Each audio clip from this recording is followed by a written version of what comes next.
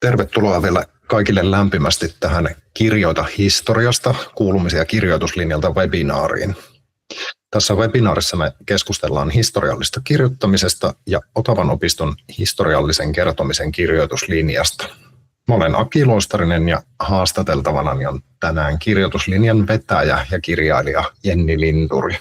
Joo, tervetuloa kaikille munkin puolesta. Mä yritän toipua tästä paikanvaihdosta ja hyvä, että teitä löysi näinkin moni paikalle tänne ja loput saa sitten tallenteelta ja pahoittelut myös tallenteen katsojille, että tässä tapahtui tämmöinen äkillinen paikanvaihto, mutta tervetuloa kaikille.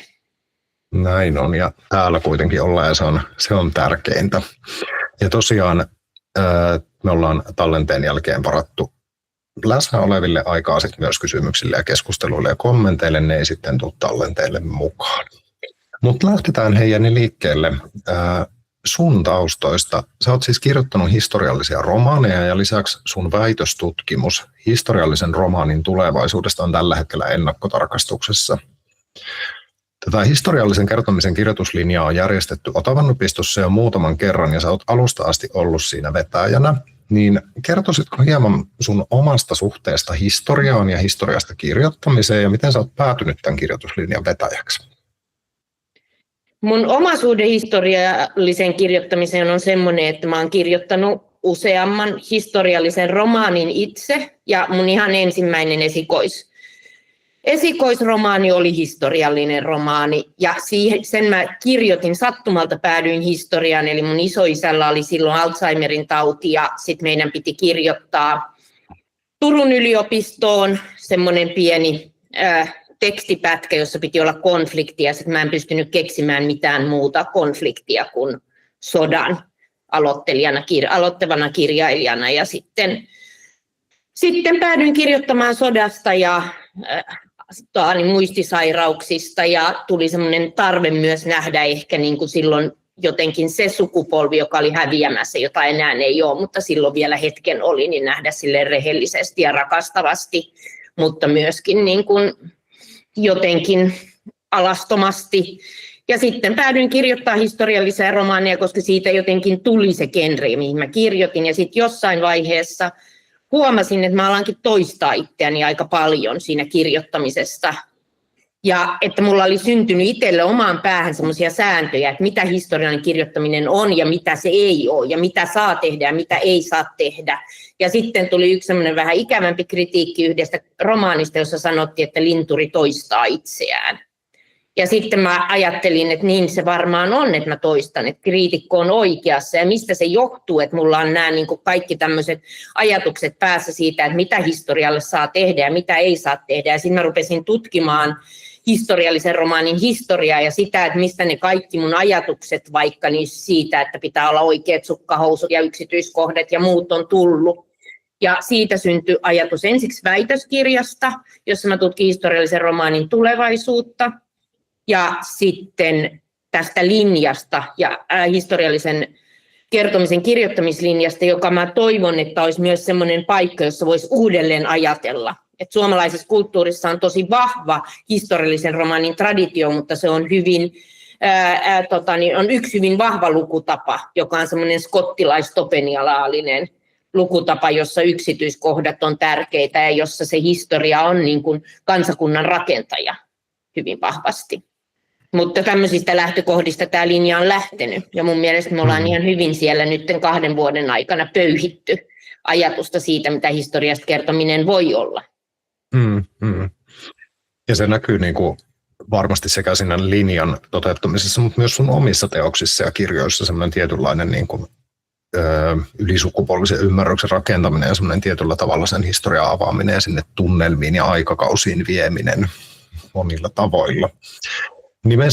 Tuossa kirjoituslinjan nimessä, Otavan opiston kirjoituslinjan nimessä mainitaan siis sanapari historiallinen kertominen, niin mitä se oikeastaan tarkoittaa? Mikä kaikki on sit historiallista kertomista tai historiallista ylipäätään?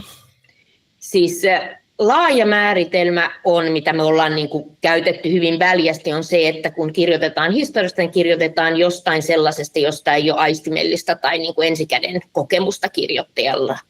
Eli esimerkiksi jos mä kirjoittaisin mun lapsuudesta, niin se ei ole historiallista kertomista, vaikka se historia jo onkin, kun on tämän verran kilometrejä takana, vaan niin kuin se historia määrittyy kirjoittajan ja ajan välisesti. Mutta on meillä myös niin kuin linjalla käsikirjoituksia, joissa vaikka on historiallisia osuuksia ja sitten hyvin vahva vaikka nykyhetkessä oleva muisteleva kertoja. No mihin me sitten tarvitaan tällaista niin kuin erillistä kirjoituslinjaa? Miksi historiallisen kertomisen kirjoituslinja? Eroaako se historiallinen kirjoittaminen merkittävästi muusta kirjoittamistyöstä? Se eroaa sillä tavalla, että me ollaan aina tekemisissä jossain määrin todellisuuden kanssa. Me ollaan tekemisissä, että historiahan tavallaan on niin kuin semmoinen joutomaa, että mitä me käydään ryöstämässä, kun me kirjoitetaan historiasta. Mutta se joka tapauksessa siellä on jotain, josta meillä on jonkunlainen niin kuin yhteinen joko kulttuurinen ymmärrys tai joku, joka perustuu johonkin niin kuin aineistoihin tai lähteisiin. Ja sitä kautta me lähdetään rakentamaan. Me voidaan, niin kuin meillähän on niin kuin linjalla kaikkea ihan niin kuin aika tieteellisestä, historiallisesta kirjoittamisesta niin kuin täysin niin kuin lähes spekulatiiviseen fiktioon. Mutta siellä on kuitenkin aina joku niin kuin, viitekohta sinne historiaan, että se historia ja tosi on jollain tavalla aina siellä mukana kuitenkin. Niin se eroaa, ja sitten se eroaa myös sillä tavalla, että koska Suomessa se historiallisen kertomisen traditio on niin vahva, että me voidaan ajatella, kun me ajatellaan historiallisen kertomisen niin kuin perinnettä, kun on Eurooppaan syntynyt historiallinen romaani erotuksena historiallisesta faktasta, niin kun niin kuin Walter Scottin myötä, niin silloin kansakunnat syntyi samaan aikaan. Historiallisen romaani oli hyvin vahva, meilläkin Runeberg kirjoitti ja muut. Et me luotiin samalla semmoista historiatietoisuutta. Ja sitten siinä vaiheessa, kun alkoi tulla muualle Eurooppaan modernistinen historiallinen romaani, hyvin vahvasti, joka sitten peilasi, ei enää rakentanutkaan sillä tavalla kansakuntaan suuria kertomuksia johonkin niin kuin suuriin historiallisiin tapahtumiin, tämmöisiä niin kuin tavallisen ihmisen kokemusta, vaan pelasi esimerkiksi sillä muistamisella ja muistamisen niin kuin epävakaudella ja muilla sellaisilla asioilla. Niin me toivottiin Suomessa sisällissodasta ja täällä esimerkiksi Eino Railo ei halunnut, että meille ei tullut mitkään Virginia Woolfit tai muut edes käännöksinä, että niitä ei haluttu edes kääntää. Ja sitten pikkuhiljaa, kun sotien jälkeen alettiin toipua, niin, ja tuli Veijo Meren ja muiden muuta tämmöinen modernistinen historiallinen romaani, niin sitten tulikin yhtäkkiä Väinölinna ja räjäytti pakin. Ja niin hienoja kuin Väinölinnan teokset on, niin se tavallaan sen historiallisen kertomisen valtavirran palautti tavallaan sinne niin kuin tämmöiseen kansakuntaa rakentavaan realistiseen romaaniin. Meillä on hyvin poikkeuksellinen tavallaan meidän historiallisen romaanien traditio historiasta niin kuin sekä faktan että fiktion hyvin luettua. Ja on hyvin, niin kuin, sillä on ollut hyvin, hyvin tärkeä tehtävä vaikka niin kuin erilaisten historian aukkojen ja marginaalien täyttämisessä. Tällä hetkellä esimerkiksi vaikka historiallisia romaania seksuaalisista vähemmistöistä ja naisista ja lapsista tulee tosi paljon. Mutta sitten, että niin kuin pitää olla joku paikka ehkä meilläkin Suomessa, jos me voidaan myös ajatella toisin ja opetella niitä erilaisia lukutapoja, vaikka postmodernin historiallisen romaanin lukutapoja tai muita. Eli kirjoituslinjalla pääsee työstämään monentyyppisiä historiallisia kertomuksia. Ne ei ole vain yhtä tyyppiä ja tapaa kirjoittaa sitä historiaa ja pääsee tavallaan niin kuin harjoittelemaan sitä omaa ääntä sen historian kanssa.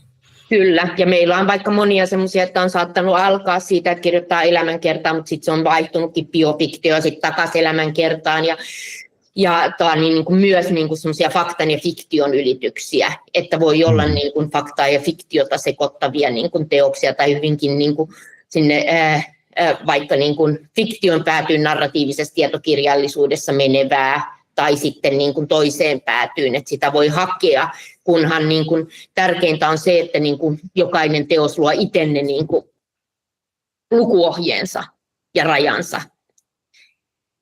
Ja tietysti, että mitä enemmän rikkoo niitä rajoja tai tekee jotain uutta, niin sitä selkeämpiä niiden lukuohjeiden pitää olla siellä sen teoksen sisällä. Mitä sä ajattelet siitä, että miten paljon tämmöisessä sä mainitsit ja puhuit tuossa just tästä fiktio ja faktan välisestä rajanvedosta, niin miten paljon historiallisessa romaanissa pitää hyödyntää niitä historiallisia faktoja ja miten paljon saa keksiä omaa? Miten paljon siellä on sitä joustoa ikään kuin? Niin. Sitä voi miettiä, että milloin ollaan sit niinku spekulatiivisessa fiktiossa ja milloin ollaan historiallisessa. Että mä ajattelen itse, että siellä on niinku lähtökohtana joku, että esimerkiksi jos me kuvitellaan vaikka, että Mannerheim olisi vaikka homoseksuaali, niin silloin me ollaan vielä historiassa, että me voidaan niinku tavallaan kirjoittaa vaihtoehtoista historiaa, silloin silti me ollaan historiallisen kuitenkin niin kuin historiasta kertomisen piirissä, koska me ei voitaisiin kirjoittaa, että Mannerheim on homoseksuaali, ellei meillä olisi niitä muita historiallisia tarinoita Mannerheimistä. Mutta sitten jos me ollaan vaikka, niin kuin, että se historia on keksittyä, että on vaikka niin kuin ikään kuin Game of Thrones, että on semmoinen täysin fiktiivinen, vähän keskiaikaa muistuttava miljöö, niin silloin ei enää olla historiallisessa kertomisessa. Mutta sitten jos se niin kuin tavallaan rakentaa sen meidän historiatietoisuuden päälle, kun ajatellaan, että jokainen historiallinen romaani, että moni voi vaikka ajatella, että jos miettii Suomen sisällissotaa, niin aika monen tietoisuus Suomen sisällissodasta, ihan faktatietoisuus myös, niin perustuu vaikka Väinö Linnaan. Eli jokainen historiallinen romaani myös niin kuin rakentaa semmoisen, niin kuin, että nyt jos mä kirjoitan sisällissodasta, niin mä kirjoitan niin kuin ikään kuin Väinö Linnan päälle. Niin jos siellä voi olla tämmöistä päällekirjoitusta, jossa itse asiassa se historia, mitä käsitellään, onkin jo lähtökohdiltaan fiktiivistä, ja siellä voi ollakin vaikka esimerkiksi Väinö Linnan luomia hahmoja, tai siellä voi olla Runeberg, Sven Tuva tai joku siellä romaanissa seikkailevassa, mutta se on jo osa meidän historiatietoisuutta, niin silloin se on siitä historiakertomisesta kysymys myös. Tässä käytiin jo läpi paljon sellaisia näkökulmia, että mitä siihen liittyy siihen historialliseen kertomiseen, mutta jos sitten palaa vähän siihen niin kuin kirjoituslinjaan itseensä, niin millaisille ihmisille tämä Otavan opiston kirjoituslinja sopii ja mitä se vaatii siltä osallistujalta? Sitoutumista vaatii tämä linja. Kirjoitetaan paljon ja luetaan paljon toisten tekstejä myöskin. Se vaatii myös jonkun idean siitä että käsikirjoituksesta. Sen ei tarvitse olla missään tapauksessa valmis. Se voi olla niin kuin hyvin alussa se idea. Ja ei tarvitse olla edes tietoisuutta siitä esimerkiksi, että kirjoitanko mä elämänkertaa vai biofiktiota, vai onko tässä tulossa romaani vai onko tässä tulossa tietokirja. Voi olla niin kuin, vaan, niin kuin, että mä haluan käsitellä vaikka unettomuutta historiassa ja kertomuksia unettomuudesta historiassa ja sitten niin kuin näiden teemojen kautta. Mutta jonkun semmoinen niin kuin idea ja siihen sitoutuminen on niin kuin hyvä olla tai pitäisi olla olemassa ennen linjalle tulemista. Ja sitten on siis sillä tavalla ei tarvitse suurta sitoutumista, että aloitus ja lopetus on Otavan opistolla, eli 2 kertaa ollaan Otavan opistossa ja muuten tavataan kerran aina lauantai-sunnuntai niin tuolla Helsingissä Annankadulla kansanopistoyhdistyksen tiloissa, mutta muuten ollaan sitten pienryhmissä verkossa. Eli tämmöistä niin kuin hybridiä, eli molempia, sekä lähitapaamista että verkossa työskentelyä. No, tämä kirjoituslinja kestää siis lukuvuoden ajan, niin mitä kaikkea siellä lukuvuoden aikana tehdään? Mitä kaikkea hyötyä kirjoittajalle on siitä, että sitoutuu tähän pitkään koulutukseen?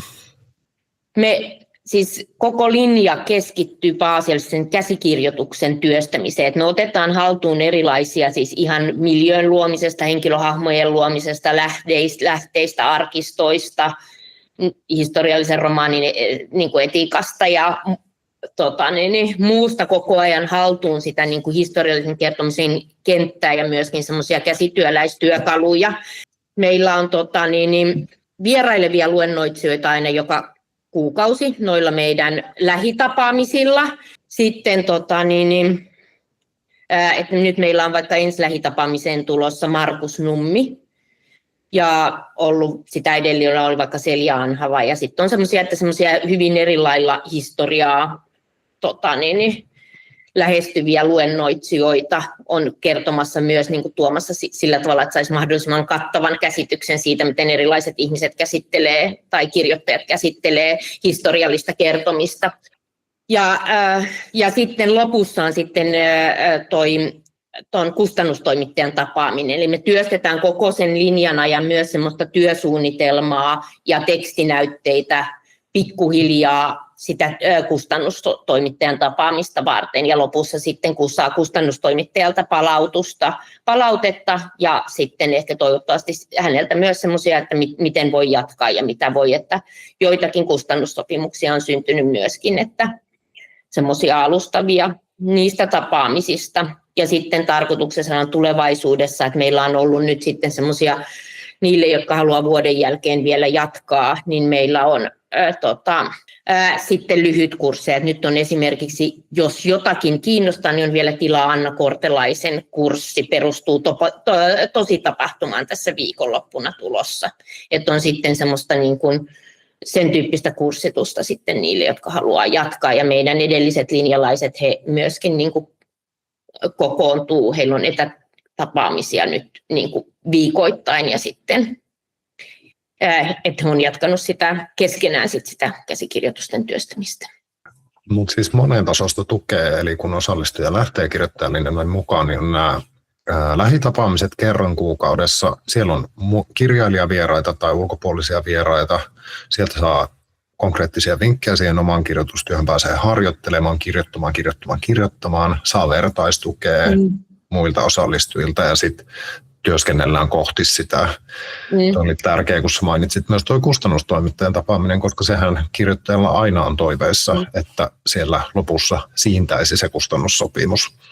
Mä voin vielä tässä ehkä, koska toi häiritsi mua toi puhelin, niin vielä sen, että siis koulutuksen muoto on semmoinen, että etäjaksoilla tavataan aina pienryhmän kanssa, pienryhmää varten jokainen palauttaa semmoisen, meillä on 10-20 sivua tekstiä, voi olla vähemmänkin tai enemmänkin, riippuu siitä, että miten ryhmän kanssa sovitaan, ja jokainen ryhmät on semmoinen 3-4 hengen kokoisia, ja sitten siellä luetaan toisten tekstit ja käsitellään niitä tekstejä, että sen verran tekstiä niin kuin tarkoituksena pitää tavallaan pystyä tuottamaan kuukaudessa. Ja totta kai on aina kuukausia, kun ei synny mitään, ja kuukausia, kun syntyy vähän enemmän. Ja sitten sen lisäksi on nämä lähitapaamiset, johon sitten palautetaan vähän vähemmän tekstejä, jossa on aina joku vieraileva luennoitsija, ja sitten jossa käsitellään aina jotain historiallisen kertomisen teemaa. Viimeksi meillä oli esimerkiksi rakenteesta, ja siellä oli Selja Anhava puhumassa rakenteesta, historiallisen kertomisen rakenteesta ja mitä se vaatii, mutta on ollut ihan myöskin tosi perusjuttuja, kuten dialogin kirjoittamista ja miljöön kertomista ja arkistoja ja muita. No hei, tässä on nyt muutama kerta tosiaan kirjoituslinjan toteutusta takana, niin olisi kiinnostavaa kuulla, että millaisia kokemuksia tähän asti siltä linjoilta on ja millaisia käsikirjoituksia siellä on työstetty ja onko opiskelijoilta tullut palautetta tai ajatuksia, että mikä on ollut erityisen hyödyllistä itselle osallistujana? Kyllä siis esiin nousee se ryhmä ja se ryhmäytyminen ja se tavallaan kirjoittamisen deadlineit ja se, että oppii myöskin, että siitä oppii tietysti ihan älyttömästi myös, että sä seuraat muiden kasvua kirjailijoina ja muiden käsikirjoitusten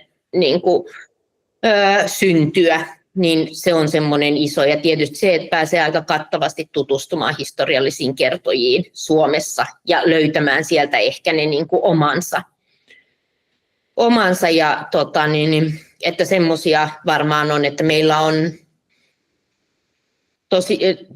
tällä hetkellä tosiaan ne käsikirjoitukset on ihan laidasta laitaan. Ja sitten on narratiivista tietokirjallisuutta on paljon. Sitten on ihan perus semmoisia historiallisia romaaneja, jotka on hyvin aihelähtöisiä, että käsittelee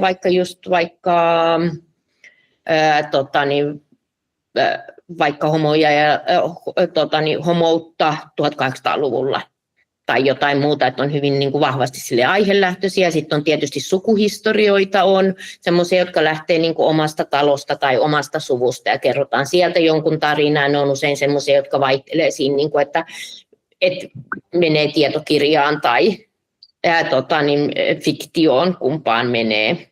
Ja tietysti hyvin erilaisia tavoitteita, että meillä oli nyt tällä linjalla jo esimerkiksi semmoisia, joilla on niin kuin kustannussopimus ja sitten haluaa käyttää tämän linjan siihen, että saa sen niin kuin tietokirjan tehtyä tietokirjapuolella, jossa tietokirjapuolella, kun voidaan luoda niitä kustannussopimuksia sillä tavalla, että ei ole oikeastaan vielä mitään muuta kuin ajatus. Ne asiat ja työkalut, mitä käsitellään, niin kyllä auttaa kumpiakin, sekä faktan että fiktion kirjoittajia. Joo.